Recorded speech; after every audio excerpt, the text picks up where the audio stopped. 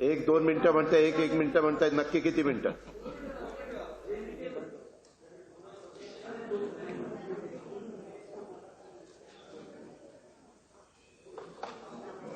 तुमचं झालं की सांगा, जरा लवकर घ्या प्लीज.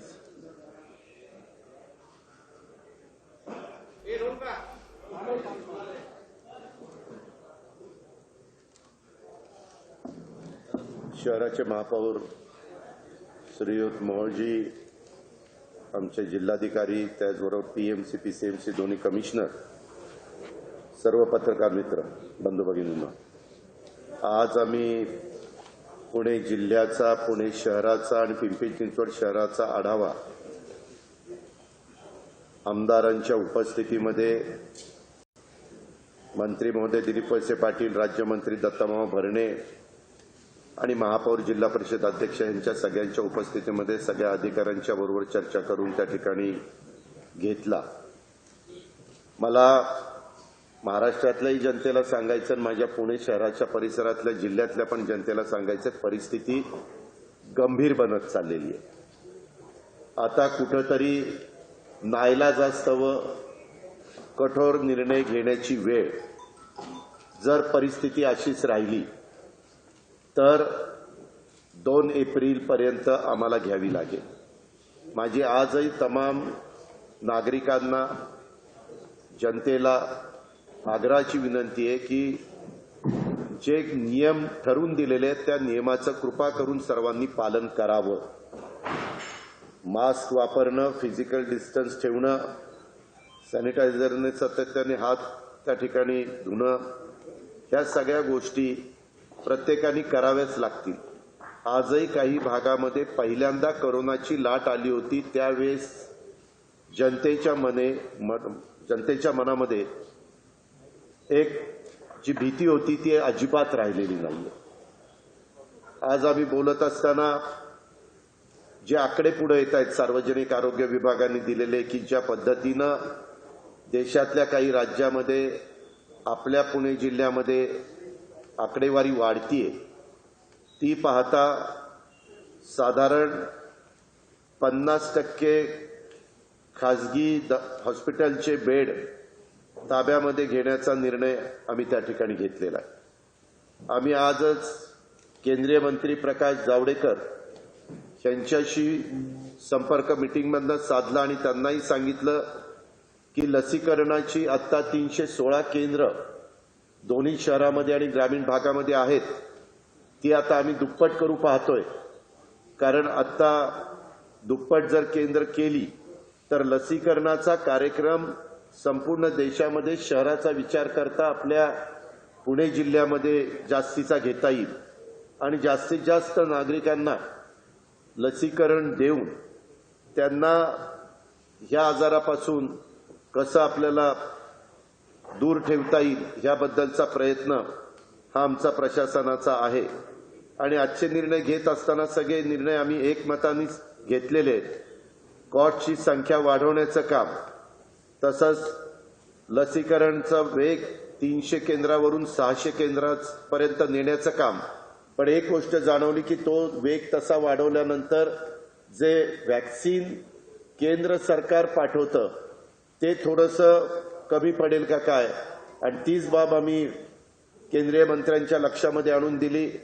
सार्वजनिक आरोग्य सचिवाशी पण मी बोललो आणि चीफ सेक्रेटरींशी पण बोललो आणि त्यांनाही सांगितलं की ताबडतोब तुम्ही शासनाच्या वतीनं केंद्राकडे पण मागणी करा, रितसर मागणी करा, अशा पद्धतीच्या सूचना दिलेल्या आहेत. आणि म्हणाले की जावडेकर साहेब पण म्हणाले की आम्ही निश्चितपणे तुम्हाला त्याच्यामध्ये मदत करतो. त्याच्यात हे सगळं करत असताना खासगी रुग्णालयामध्ये मागे आम्ही 80-20 घेतले होते, 80% बेड आपण घेतलेले होते, 20% त्यांना ठेवलेले होते. परंतु आता 50% बेड राखीव ठेवण्याच्या बद्दलचा निर्णय आपण आजच्या बैठकीमध्ये घेतलेला आहे. आता इथून पुढे 1 तारखेपासून सर्व कार्यक्रम सर्वच राजकीय पक्षाच्या आमदारांनी, खासदारांनी, महापौरांनी, नगरसेवकांनी, नगरसेविकांनी, जे काही लोकप्रतिनिधी जिल्हा परिषद, तालुका पंचायत, स्थानिक स्वराज्य संस्थेमध्ये किंवा पार्लमेंटमध्ये किंवा राज्य सरकारमध्ये प्रतिनिधित्व करतात, ह्या सगळ्यांनी खाजगी कार्यक्रम पूर्णपणे बंद केले पाहिजेत. कारण होतं काय, 50% जर सवलत, आता लग्न समारंभाला 50ची उपस्थितीला परवानगी दिली आणि बाहेर 100. आज निर्णय घेतला बाहेर लग्न लॉनमध्ये करा किंवा आतमध्ये करा, 50च्या पेक्षा संख्या अजिबात तिथं जास्त ठेवायची नाही. आणि अंत्यविधीचे कार्यक्रम ह्याला तर साधारण 20 लोकांच्या मध्येच अंत्यविधीचे कार्यक्रम उरकायचे. हे सगळे निर्णय नाईलाजास्तव संख्या मोठ्या प्रमाणावर वाढतीये. आपल्या पण लक्षात आलं असेल की गेल्या वेळेस पहिल्या लाटेमध्ये जेवढी संख्या पॉझिटिव्हची निघत होती त्याच्यापेक्षा कितीतरी संख्या वेगवेगळ्या तालुक्यामध्ये आणि आपल्या दोन्ही शहरामध्ये वाढलेली आहे. मधी तर माझ्या पाहण्यात आलं की औरंगाबादला तर 100 लोकांचं टेस्टिंग केलं तर जवळपास 48 लोक त्याच्यामध्ये पॉझिटिव्ह येत होते. अशीच कमी अधिक प्रमाणात मधी पिंपरी चिंचवडला पण ते प्रमाण मला वाटतं 40 पर्यंत एकदा वाढलेलं होतं. हे आता सध्या आपलं 25% पॉझिटिव्हचं प्रमाण आहे. कारण 6,500 पुणे, पिंपरी चिंचवड आणि पुणे शहरामध्ये एकंदरीत पॉझिटिव्ह पेशंटची संख्या आपल्याला पाहायला मिळालेली आहे. रात्रीची संचारबंदीच्या बाबतचा निर्णय पहिला जो होता तोच घेतलाय. पण मी पुन्हा सांगतो सर्वांना की कृपा करून ह्याच्यामध्ये जर नियमाचं पालन नाही केलं तर 1 एप्रिल हे काही एप्रिल फुल नाही, खरोखरीच 1 एप्रिल 2 एप्रिलला कठोर निर्णय त्या ठिकाणी घ्यावा लागेल. शाळा, विद्यालय, महाविद्यालय हे आम्ही 31 मार्च पर्यंत बंद ठेवायचं ठरवलेलं होतं, परंतु ते आता 30 एप्रिल पर्यंत आपण वाढवलेलं आहे. नंतर लग्न आणि इतर समारंभाच्या करता पण मी सांगितलं इतर समारंभ तर पूर्णपणे बंद.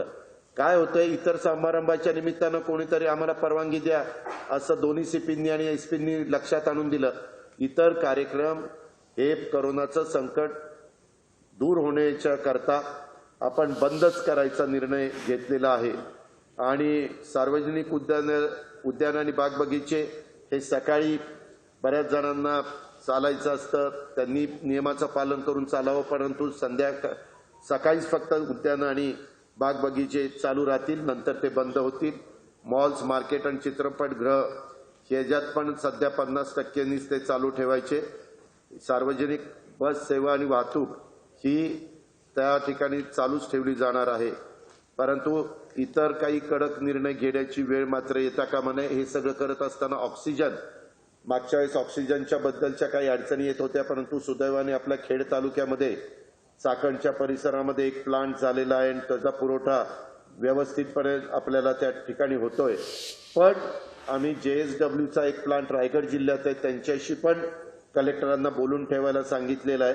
यदा कदाचित ऑक्सिजनचं मागणी वाढली तर आपल्याला कुठली अडचण येता कामा नये, म्हणून आपण ही खबरदारी घेतोय.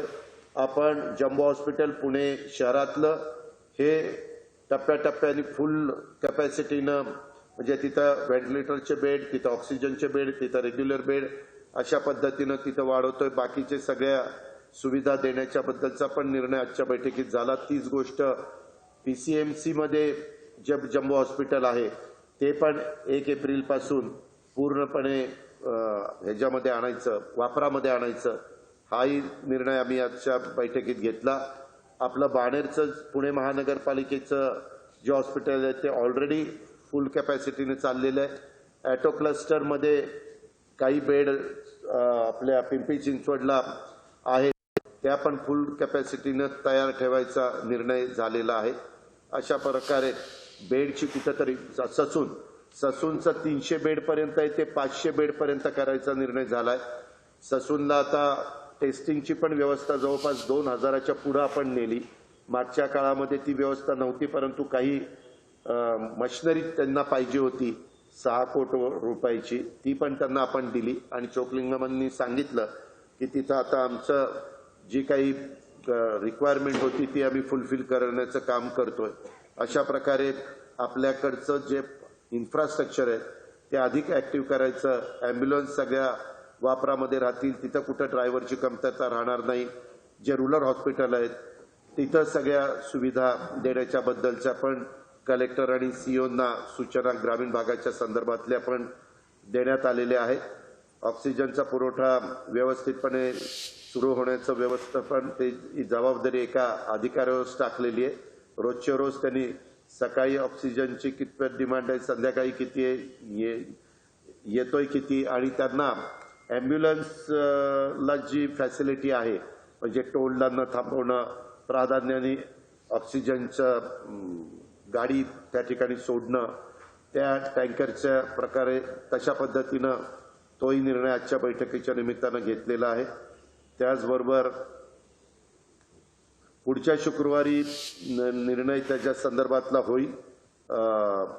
लॉकडाऊनच्या बद्दल काय करायचं, पण ही जर संख्या 5-6 दिवसामध्ये कमी न होता रोजच वाढत गेली तर मग मात्र तो कठोर निर्णय नाईलाजास्तव घ्यायची अजिबात इच्छा नाही. परंतु आज सगळ्यांच्या बोलण्यामध्ये आलं की कुठंतरी ह्या दुसऱ्या लाटेला जर तुम्हाला ब्रेक द्यायचा असेल, ही साखळी तोडायची असेल तर त्याशिवाय गत्यंतर नाही, असं वैद्यकीय क्षेत्रातल्याही मान्यवरांचं मत आलं. आणि ह्या कोरोनाच्या संकटाच्या काळामध्येही आता जी प्रशासनातली टीम दोन्ही कॉर्पोरेशनमध्ये आणि ग्रामीण भागामध्ये काम करते त्यांचंही बहुतेकांचं मत तसंच आलं. आमच्या लोकप्रतिनिधींचं मत ते देखील तसंच त्या ठिकाणी आलेलं आहे. MPSCच्या परीक्षा ठरल्याप्रमाणे त्या ठिकाणी होतील, म्हणजे पुढच्या अजून 2 परीक्षा त्यांच्या राहिलेल्या आहेत. मागे मुख्यमंत्री महोदयांनी जे आदेश दिलेले होते त्या प्रकारे तिथं कुठलाही प्रकारचा बदल हा होणार नाही. ही पण बाब आपण लक्षामध्ये घ्यावी. आणि आता NIV करता पण हे जे टेस्टिंग त्याही संदर्भामध्ये त्यांनी सांगितलं, ह्याच्या आधीच्या काळामध्ये जवळपास तिथलं सगळं टेस्टिंग थांबलेलं होतं, पण आता ते म्हणाले की टप्प्याटप्प्याने आम्ही तिथलं पण टेस्टिंग त्या ठिकाणी वाढवतोय. अशा प्रकारचे निर्णय आजच्या कोरोनाचा आढावा बैठकीच्या निमित्तानं आम्ही घेतलेले आहेत.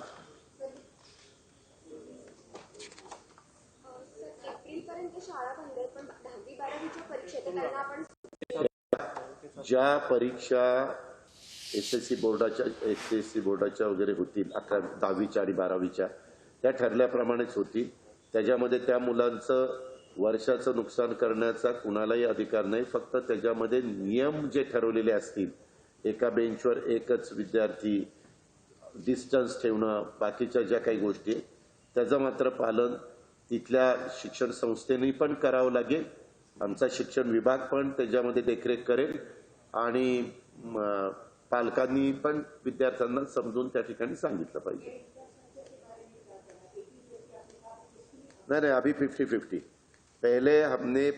पहले जो कोरोना का वेव आई थी तब हमने 80% बेड उनके लिए थे और 20% उनके पास रखे थे, लेकिन अभी 50-50 किया है.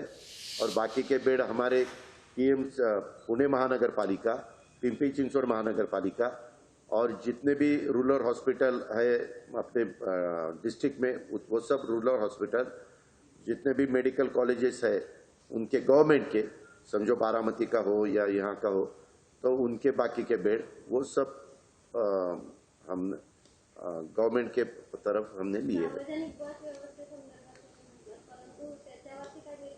त्याच्यामध्ये निर्बंध जास्त आत्ताच्या घडीला आम्ही टाकलेले नाहीत, परंतु उद्याच्याला 2 एप्रिलला त्याबद्दलचा निर्णय, जर ही संख्या वाढतच चालली, कारण काय होतं लॉकडाऊन केल्यानंतर ह्या सगळ्या गोरगरिबांचा रोजीरोटीचा प्रश्न निर्माण होतो, तो आम्हाला होऊन द्यायचा नाही.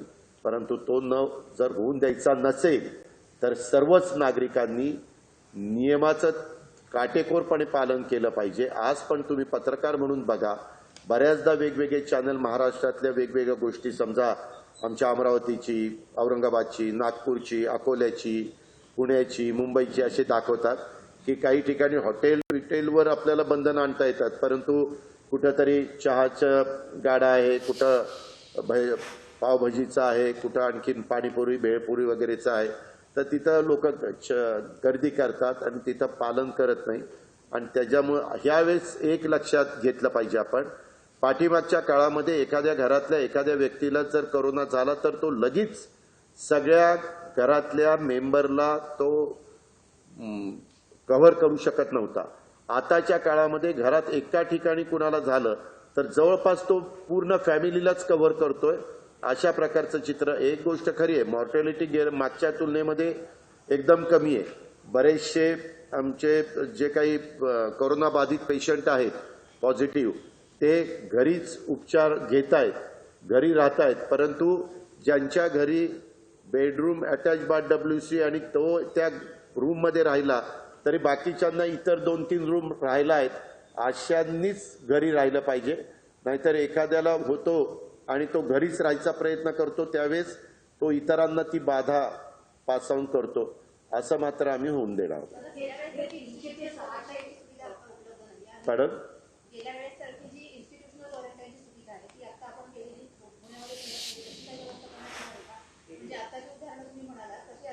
आज आपण ती व्यवस्था केलेली आहे. महापौर इथं आहेत, विक्रमकुमार आयुक्त इथं आहेत, आपण त्या दोघांना विचारू शकता. आज आढावा घेताना दोघांनी सांगितलं की ती व्यवस्था पुणे शहरामध्ये केलेली आहे. पिंपरी चिंचवडमध्ये कारण मधून अधून कधीतरी बातमी येते की बाबा इथं बेड अवेलेबल नाही. आता जम्बो हॉस्पिटलला जम्बो हॉस्पिटल पूर्ण कॅपॅसिटीनं चालवण्याचा निर्णय घेतलेला असल्यामुळं आपल्याला तिथं बेडची कुठं अडचण भासणार नाही.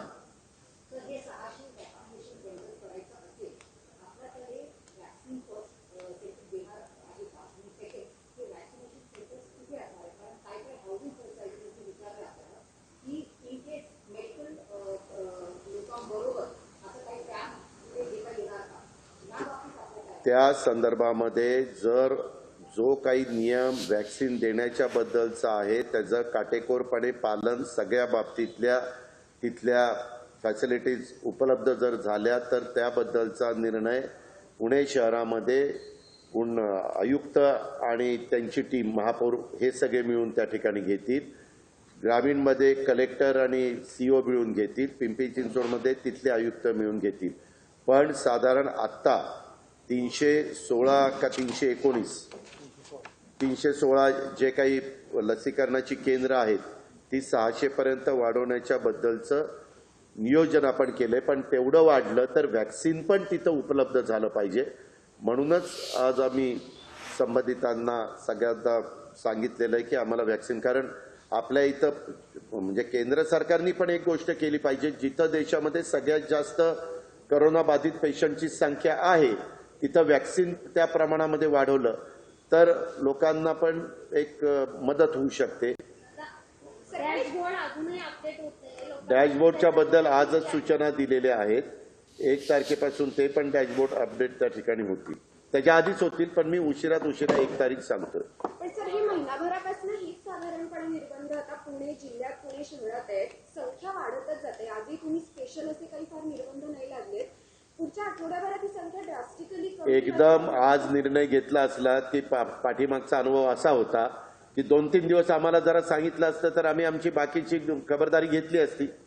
आज सांगितलं असतं लॉकडाऊन तर तुम्हाला पुन्हा घरी गेल्यानंतर संध्याकाळी काय जेवायला पण मिळालं नसतं. तोपर्यंत आता तिथं धान्य विंद घरामध्ये आणून ठेवतील, भाजीपाला ठेवतील. थोडी त्यांची मानसिकता पण केली पाहिजे ना. एवढं मोठं शहर आहे, या शहरामध्ये अनेक दिवसभर काम केल्यानंतर त्यांची चूल पेटते असा गरीब वर्ग आहे, त्याचाही विचार करावा लागतो.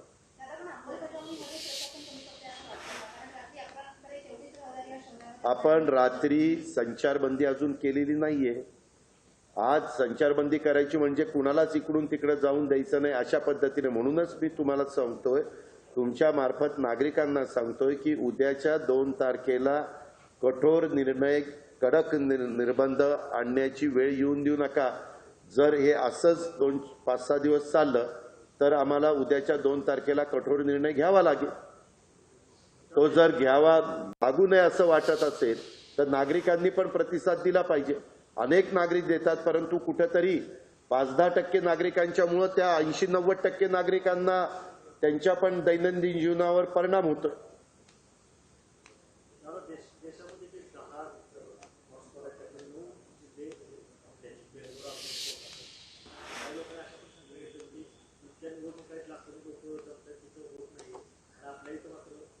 त्याच्याबद्दल केंद्राची टीम आली होती. केंद्राच्या टीमला स्वतः राज्याच्या प्रमुखांनी हा प्रश्न उपस्थित केला की बाबा इथं आमच्याकडे एवढी संख्या त्या ठिकाणी वाढते तर मग दुसरीकडे काय हे करत नाही का, टेस्टिंगच करत नाही का?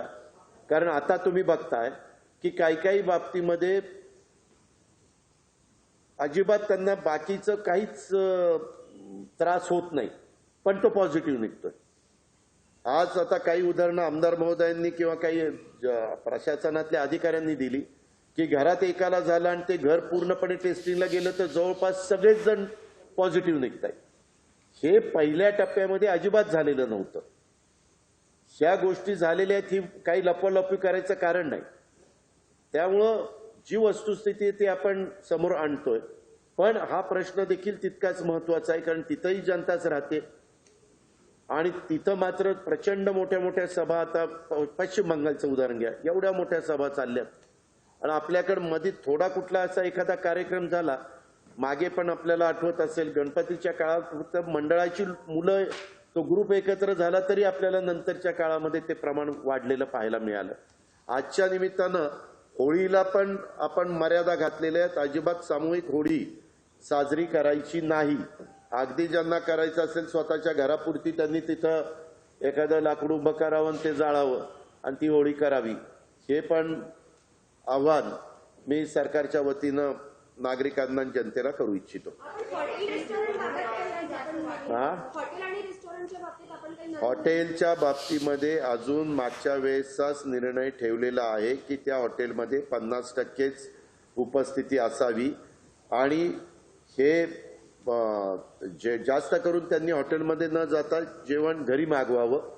पण ह्याच्यामध्ये आज तो निर्णय घेऊन पण काही बदल जर झाला नाही तर पुढच्या निर्णयामध्ये आम्हाला हॉटेल देखील बंद करावी लागतील. फक्त तिथे जर त्यांनी कुणी ऑर्डर केलेली असेल तर डिलिव्हरी ते देऊ शकतील, असा निर्णय पुढच्या वेळेस घ्यावा लागेल. मॉलमध्ये 50%.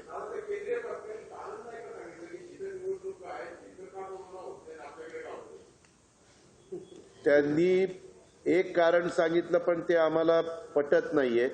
त्यांचं म्हणणं की पाठीमागच्या काळामध्ये देखील ज्यावेळेस असे वेगवेगळ्या प्रकारचे आजार आणि साथी आले होते, साथीचे रोग आले होते, त्यावेळेस जर तुम्ही बघितलं तर ते म्हणले असं तुम्ही केरळपासून सरळ इकडे वर आला तर साधारण गुजरात असेल, राजस्थान असेल, मध्य प्रदेश असेल, महाराष्ट्र असेल, असं ते खाली तामिळनाडू, केरळ अशा पट्ट्यात जातं असं एका अधिकाऱ्याने सांगितलं. पण ते काय आपल्याला पटलं. तो म्हणतो अशी ती सरळ रेष आणि इकडच्या बाजूला होतं. आता पण एक आहे त्या पट्ट्यात जे स्टेट आहेत, केरळला दिसतंय, तामिळनाडूला दिसतंय, महाराष्ट्राला दिसतंय, असं ते पण ते कितपत आता 21व्या शतक आहे, एवढं जग सायन्स पुढे गेलेलं आहे. त्याच्यामध्ये मायासारख्याने असं काहीतरी उदाहरण दिलं म्हणजे ते सोशल मीडियामध्ये जे जोडतील मला, त्याच्यावर ते काही खरं नाही. एकाने सुचवलं पण माझा त्याच्यावर विश्वास नाही.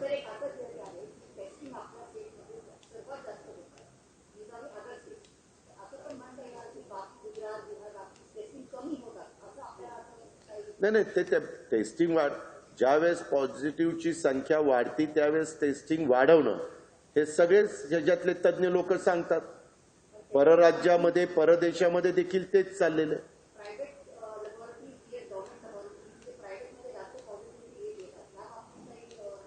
त्याच्या संदर्भात आज चर्चा झाली. आज आम्हाला सांगितलं एका ठिकाणी 100चं टेस्टिंग झालं आणि 98 पॉझिटिव्ह निघाले.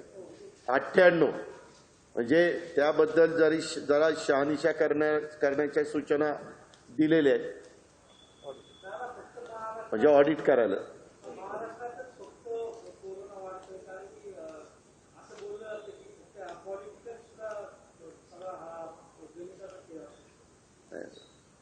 का आपल्या इथं ठीक आहे, राजकारणाच्या ठिकाणी राजकारण लोक करतात, परंतु अशा संकटाच्या काळामध्ये इतक्या खालच्या पातळीवरचं कुणीच करणार नाही. हे एक वेगळी महामारी आलेली आहे, जगावर संकट आलेलं आहे. आता आम्ही चायनाच्या परिसरामध्ये ज्या शहरामध्ये पहिल्यांदा हा आजार आलेला होता तिथे दुसरी लाट कशी आली, काय आली हेही पाहिलंय, ह्याची माहिती घेतली. किंवा ब्रिटनमध्ये तुम्ही घ्या, अमेरिकेमध्ये घ्या, ब्राझीलमध्ये घ्या, अशी काही देश आहेत तिथेही मोठ्या प्रमाणावर आपल्याला ही संख्या पाहायला मिळते. परंतु ठीक आहे, ते त्यांचं त्यांना लक्षात. आपण आपल्या देशातल्या आणि जिथं मोठ्या प्रमाणावर पॉझिटिव्हची संख्या दिसते तिथं व्हॅक्सिन मोठ्या प्रमाणावर करणं. मागं तर पहिल्या टप्प्यामध्ये आपल्याकडे व्हॅक्सिन पण नव्हतं. सुदैवाने आता आपल्याकडे व्हॅक्सिन आलेलं, व्हॅक्सिनची उपलब्धता आहे. आता पंतप्रधानांनी पण 45 वयापर्यंत व्हॅक्सिन सगळ्यांना द्यायला सांगितलेलं. जे 45च्या वरचे पत्रकार मित्र आहेत, इलेक्ट्रॉनिक प्रिंट, त्यांनी पण करून घ्या आता लवकर व्हॅक्सिन. आम्ही पण सगळे करून घेतोय. काहींनी आमच्यातल्यांनी सगळ्यांनी केलेलं नाही, मी केलेलं आहे. मी फोटो करता अगदी व्हॅक्सिन ते तसले मला नौटंकी आवडत नाही. बाकीचे त्यांचा फोटो व्हॅक्सिन केलेला दिसल्यावर इतर व्हॅक्सिन करतात म्हणून ते दाखवतात. मी व्हॅक्सिन जर घेतलं आणि ते फोटो दाखवला तर घेणार नाहीत म्हणून मी फोटो दाखवतो.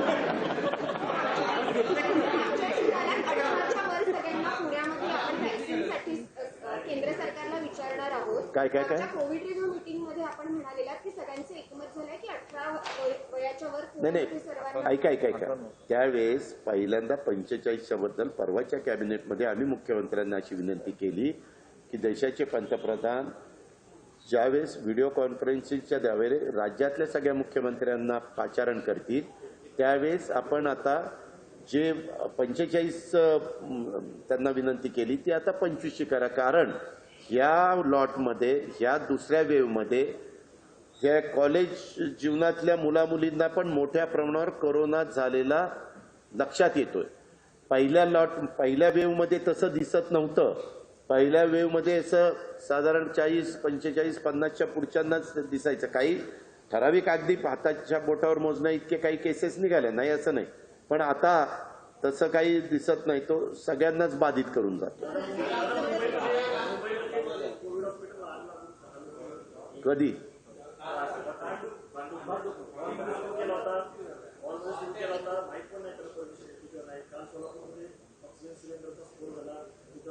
आजच मी आमच्या मीटिंगमध्ये कलेक्टर सहित दोन्ही आयुक्तांना सगळ्यांना सांगितलं की ह्या संदर्भातल्या अशा कुठल्याही घटना घडू नये. हे महाराष्ट्रात सगळ्यांनीच त्याचं हे केलं पाहिजे, बंधन पाळलं पाहिजे. आपण पण ऑक्सिजन कुठं लीक होत नाही ना, बाकीच्या सगळ्या गोष्टी थोडंसं सिन्सिअरली ह्या सगळ्या बाबी तपासून पहा, अशा प्रकारच्या सूचना दिल्यात. मधल्या काळामध्ये अर्थसंकल्प सादर करत असताना त्यावेळेस हे जे काही हॉस्पिटल आहेत वगैरे त्याचं ऑडिट पण करून घेण्याच्या बद्दलचे फंड्स यंदाच्या अर्थसंकल्पामध्ये आपण दिलेले आहेत.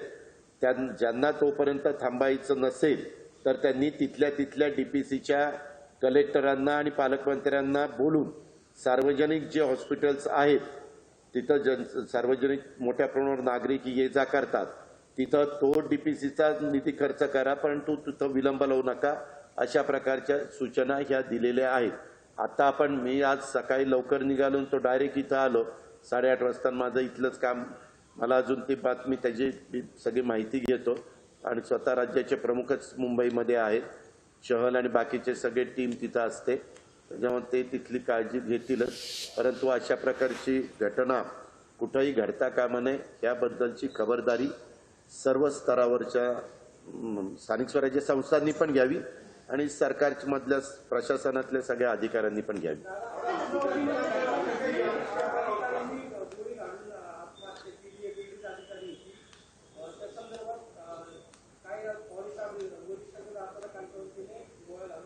कसं आहे माहिती का, एक बातमी आल्यानंतर त्याची नक्की शहानिशा करून संपूर्ण जोपर्यंत माहिती मी त्या ठिकाणी घेत नाही तोपर्यंत त्याच्याबद्दलचं बोलणं उचित दिसत नाही. कारण आपण भावनिकून काहीतरी उत्तर त्या ठिकाणी द्यायला होतं, परंतु का तिनं गोळी घालून आत्महत्या केली, नक्की त्याच्या पाठीमागचं कारण काय, फॅमिली मॅटर काही होतं का, ती कशाने दुसऱ्या आजारांनी त्रासली होती का, आणखीन काही तिला वेगळा त्रास होता का, तिला कोणी काही ब्लॅकमेलिंग करत होतं का, तिला वरिष्ठ ह्या सगळ्या अनेक त्याच्यामध्ये कंगोरे असतात. त्याची शहानिशा केली जाईल आणि नक्की त्याच्या पाठीमागचं कारण काय हे देखील पाहून जर कोणी दोषी असेल तर त्याच्यावर कारवाई केली जाईल.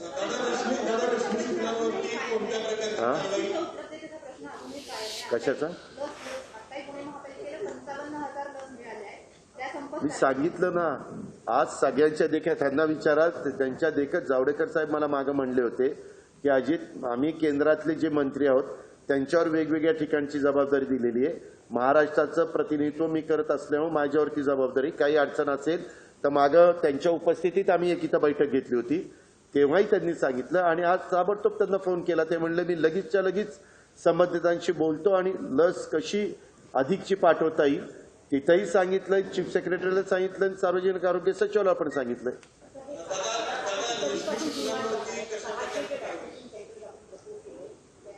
आम्हाला साधारण एप्रिलच्या पहिल्या आठवड्यापासूनच ती सुरुवात करायची. आम्हाला हे ज्या पद्धतीनं यावेळेसचा आलेख एकदम असा सरळ चढत चाललेला आहे, हे सगळं गेल्या 8-10 दिवसातलं सगळे आम्ही पाहणी केली किंवा आता प्रेझेंटेशन जे आम्ही सगळ्यांनी पाहिलं ते बघता ह्याची गरज तितकीच तातडीची आहे हे आमच्या सगळ्यांच्या लक्षात आलं. आणि म्हणून आम्ही न थांबता मीटिंग चालू असतानाच हे सगळ्यांना फोन केले आणि ही बाब लक्षात आणून दिली.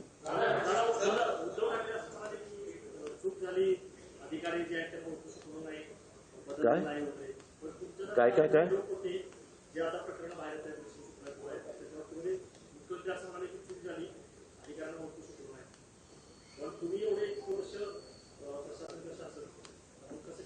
ज्यावेळेस राज्याचे प्रमुख एखाद्या गोष्टीच्या बद्दल वक्तव्य करतात ते वक्तव्य राज्याचे प्रमुख म्हणून झालेलं असतं. आम्ही त्यांच्या हाताखाली आज काम करतो. पुन्हा त्याच्यामध्ये काहीतरी मी म्हणायचं मुख्यमंत्र्यांचं वक्तव्य असं, अजित पवारांचं तसं, कशाला ब्रेकिंग न्यूज पाहिजे? जे काही त्यांचं मत आहे त्याला माझा पाठिंबा.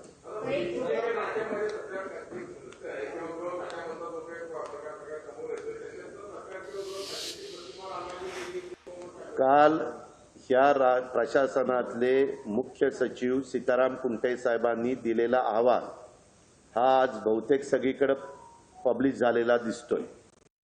आणि तो अहवाल पाहिल्यानंतर ती व्यक्ती आपल्या इथं पण ॲडिशनल कलेक्टर म्हणून त्यांनी काम केलेलं तुम्हाला आठवत असेल, पूर्वी एकदम चांगला अधिकारी म्हणून त्यांची ओळख आहे.